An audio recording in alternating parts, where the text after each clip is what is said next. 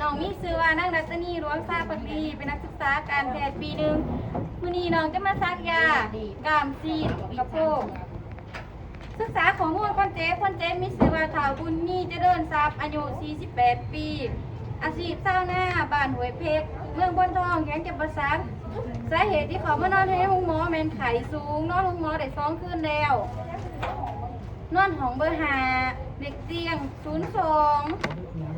หลังจากนั้นเขาจะนำเอกสารเขาไปหาคนเจ็บสบายดีอ้ายมีชื่อว่าบุญมีเจริญทรัพย์อายุ48 ปีแม่นบ่โดยบ้านห้วยเพกเมืองบนทองแขวงจำปาสักโดยห้องเบอร์5เด็กเตียง02ตรงกับเอกสารหลังจากนั้นเขาจะมากวดเบิ่งถอดยาว่าตรงกับเอกสารที่เพิ่นสร้างแล้วหรือบ่หลังจากนั้นเขาจะมาล้างมือหาขั้นตอน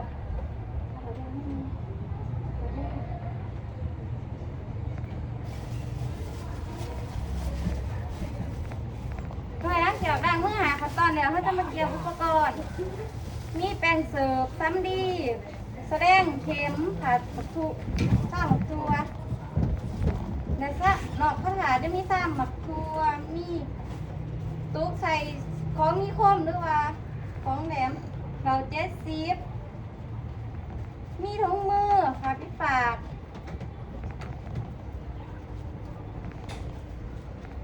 หลังจากนั้นเขาจะมาเปิดกล่องแป๊บเบอร์บัญชีเดือนปี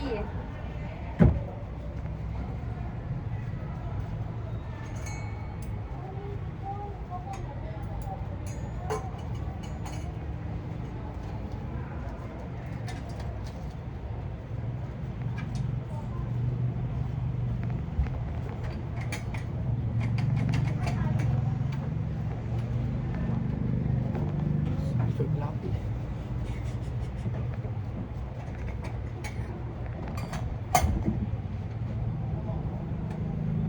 หลังจากนั้นเขาจะมาเบิ่งยาอีกครั้งว่าตรงกับเอกสารที่ทานหมอสั่งแล้วหรือพอถามตรงแล้วเขาจะไปใส่ลงมือกัน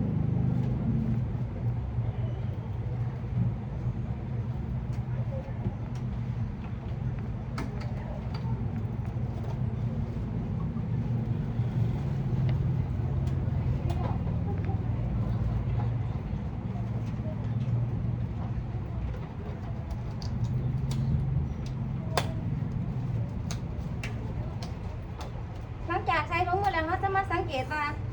มีน้ำค้างอยู่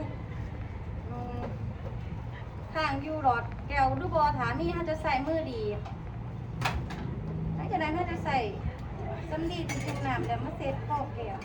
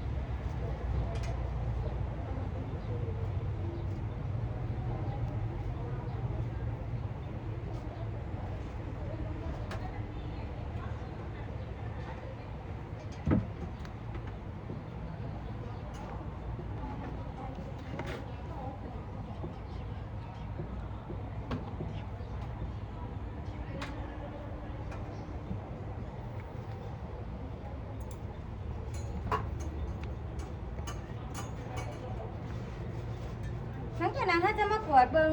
หลอดยาว่าตรงกับเอกสารที่ทานหมอสั่งแล้วหรือบอถาถือแดงเขาจะถิบหลังจากนั้นถ้าจะยาภาษาเราไปหาคุณเจนสบายดีเหมือนน้องจะสักอย่างให้อายเด้อว่าหนุ่มอยากเด้อจัดสถานที่สภาพแวดล้อมให้เหมาะสมปิดผากลางปิดพัดลมเปิดไฟหลังจากนั้นเขาจะมาเปิดบริเวณจัดทานอนให้ที่เหมาะสมหรือว่าทานอนที่สบายหลังจากนั้นเขาจะมาเปิดที่บริเวณที่เขาจะซัก แบ่งออกเป็น4ส่วน ส่วนด้านเทิงมี EDR ซักกอมด้านในจะมีซักกอมกกซีดด้านดุมจะมีกกซีดกกขาด้านนอก EDR กกขาเลยหลังจากนั้นเราจะมาเสร็จเลยสำลีเปียก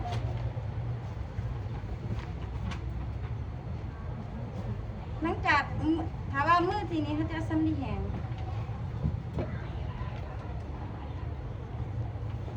หลังจากนั้นเขาจะมาเบิ่งว่าถ้ามีอากาศเขาจะได้อากาศออกพอหลังจากได้อากาศแล้วมือที่เข้าบอถานั้นเขาจะคือหนังออกแล้วพักดอง90 องศาหลังจากนั้นถ้าจะดึงขืนเบิ่งว่ามีเดือดขืนบอถ้าว่ามีเดือดขืนถ้าจะบซักต่อถ้าว่าบ่มีเดือดถ้าจะซักลงเลยเดี๋ยวค่อยๆซักลง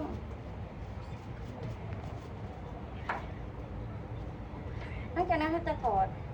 ด้วยสำลีแห้งเดี๋ยวปุ๊บไว้ให้คำแนะนำก็ให้จัดทานอนที่สบายบ่ให้สุขศึกษาบ่ให้เนียนโกนบริเวณที่จะที่เฮาซักขามีอาการพื้นคันหายใจฝืดแน่นหน้าแม่นให้ไปเอิ้นแพทย์อยู่ที่เคาน์เตอร์แล้วจะติดตามเบิ่งอาการ10 หาเท่าที่หลังจากนั้นถ้าจะมาเมียนเครื่อง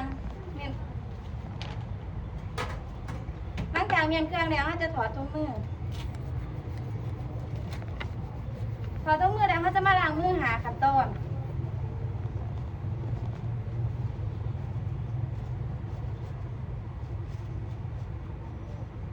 หลังจากล้างมือแล้วเขาจะมาถอดแมส